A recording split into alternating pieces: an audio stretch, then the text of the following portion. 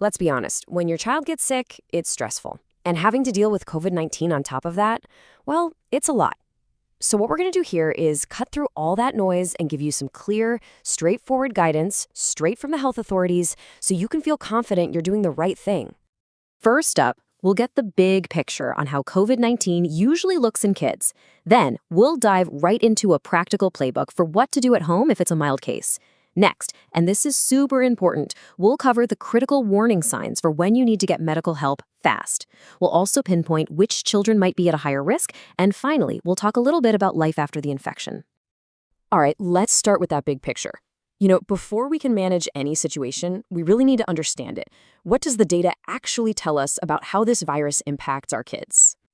Okay, so take a look at this. This data from Vietnam's Ministry of Health gives us some really important perspective right off the bat. If you add it all up, a whopping 95% of cases in children are asymptomatic, mild, or moderate. And look at that biggest slice. Over half, 55%, are either mild or have no symptoms at all. Now, of course, severe cases are very serious, but it's reassuring to see they make up a much, much smaller piece of the pie. So the key takeaway, the thing to really hold on to here, is that the vast, overwhelming majority of kids who get COVID-19 will not get seriously ill. Just keeping that fact in mind can really help frame everything else we're about to talk about. So what should you actually be looking for? Well, these symptoms can show up anywhere from 2 to 14 days after they've been exposed. And honestly, they look a lot like a common cold or the flu. You know the drill: fever, a dry cough, being really tired. But it can also be things like a sore throat, a stuffy nose, or even tummy troubles like diarrhea. Okay, so we know that most cases can be managed right at home, but what does that actually look like? What's the game plan? Let's get into the practical playbook for giving them the best care. Effective home care really boils down to 5 key things, and the great news is they're not complicated. First, you've got to isolate to protect everyone else. Then, it's all about the basics. Lots of fluids and good food, keeping clean, and keeping a close eye on their vitals. And finally, when they're feeling up to it, a little bit of gentle movement can help. Let's zoom in on what this looks like day to day. For kids 2 and up, we're talking about wearing masks. You want to push fluids constantly. Water is great, or an electrolyte solution if needed. Offer nutritious foods that are easy on the tummy, like soups or porridge. And the monitoring part is absolutely non-negotiable. You have to check their temperature and, if you have one, their blood oxygen level, or SpO2, at least twice a day. For older kids, some simple breathing exercises can make a real difference too. Okay, I really need you to hear this one. This is so important. It can be really tempting to reach for whatever medicine you have in the cabinet, but you just can't. Using things like antibiotics or antiviral drugs without a doctor telling you to can be useless at best and actually harmful at worst. Always talk to a professional first. All right, so while most kids will recover just fine at home, your job is to be a vigilant observer. You have to be a hawk. Knowing the specific signs that things might be taking a turn is what empowers you to act quickly. Let's break down exactly what those alerts are. This slide right here, this might be the most important one we look at today. The key is to understand the difference between these 2 columns. Think of it like this. The column on the left is your, okay, something's changing, I need to pick up the phone and get some medical advice list. This is a fever over 38 degrees Celsius, a cough that's getting worse, or that SpO2 level dipping below 96%. But the list on the right, that's a true emergency. That's your drop everything and call 115 immediately list. These are signs the body is really struggling, especially with breathing. So things like rapid breathing, or seeing the skin suck in around their ribs when they breathe, or any bluish color on their lips, these are red flags. And notice the SpO2 difference. Below 95% is an emergency. Knowing the difference here is absolutely crucial. Now, are there some kids who need an even closer watch? The answer is yes.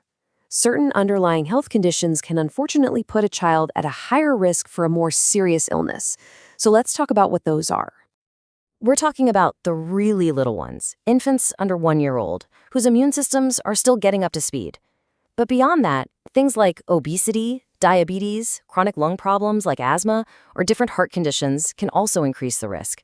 Now, if your child has one of these conditions, it does not mean they are going to get severely ill, but it does mean you need to be in touch with your doctor from the very beginning. So what happens after the fever's gone and the cough has settled down? For most kids, it's a full speed ahead return to normal life.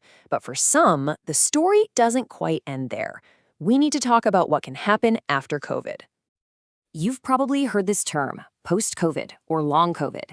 It's this tricky thing where symptoms either just linger for weeks or months, or brand new ones actually develop after the main infection is gone.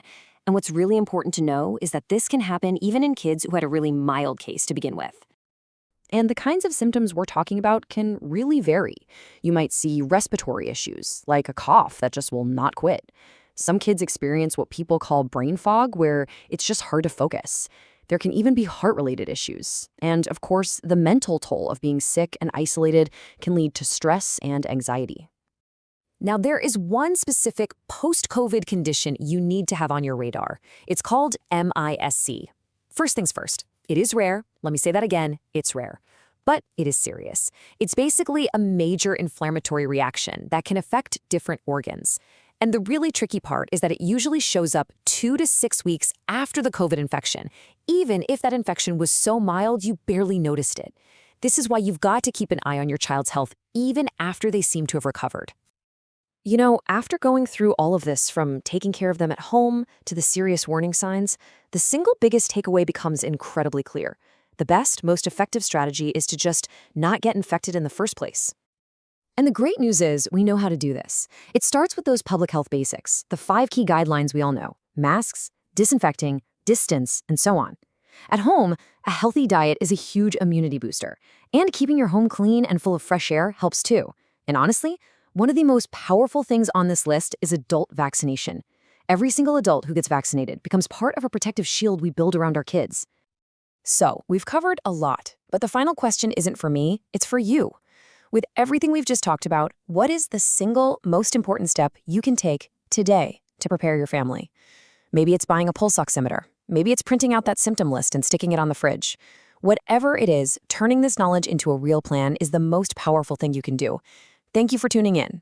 Health is the most precious gift. If this video helped you or someone you love, please like, subscribe, and share so more families can stay safe and healthy.